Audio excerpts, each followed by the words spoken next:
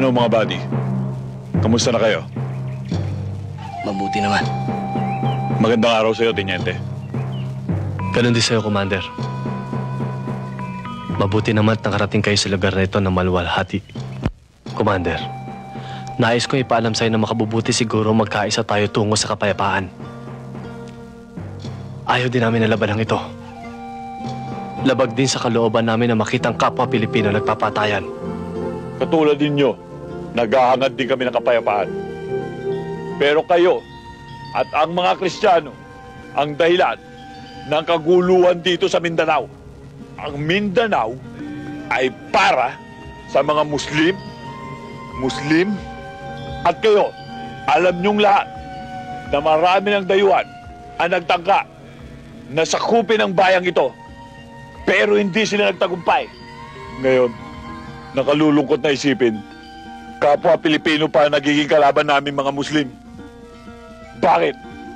Dahil kinakamkam ninyong mga Kristiyano ang lupaing ito. At yan ang aming pinaglalaban. Ang maibalik ang bawat lupang kinamkam ng mga Kristiyano sa mga Muslim. Kayo, ikaw, Teniente, ano ang inyong pinaglalaban? Wala kayong dahilan para tugisin kami para mga hayop sa aming mga sariling lupa.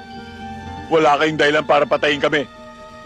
Samantalang kami, ano?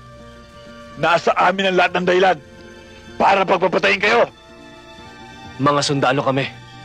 At meron kami mga utos na sinusunod. May plano ang gobyerno para sa kaunlad ng Mindanao.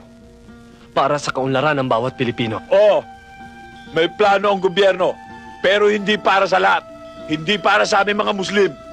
Kundi para sa iilan lamang mayayamang politikong gusto maghari dito sa buong Mindanao. Mga politikong sakim. Tingnan mo, Teniente, kung sino nagmamayari ng malalaking lupain dito. Malalaking rancho dito. Mga umaabuso ng punong kahoy.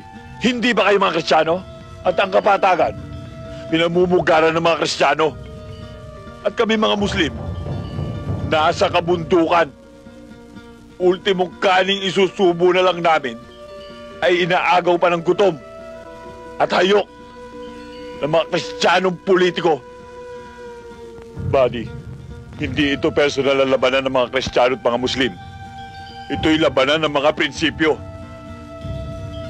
At kayong mga sundalo, hanggat nagpapagamit kayo sa nakatataas sa inyo, sa mga taong may katungkulan sa politika, marami pang walang malay at walang kinalaman ng malalagas. Teniente, kaya kami bumaba at nakilahok sa usapang pangkapayapaang ito ay upang maparating namin sa gobyerno kung anong dahilan kung bakit kami nakikipagdigmaan sa inyo. Makakaasa ka, Commander. Magandang araw sa'yo, Teniente.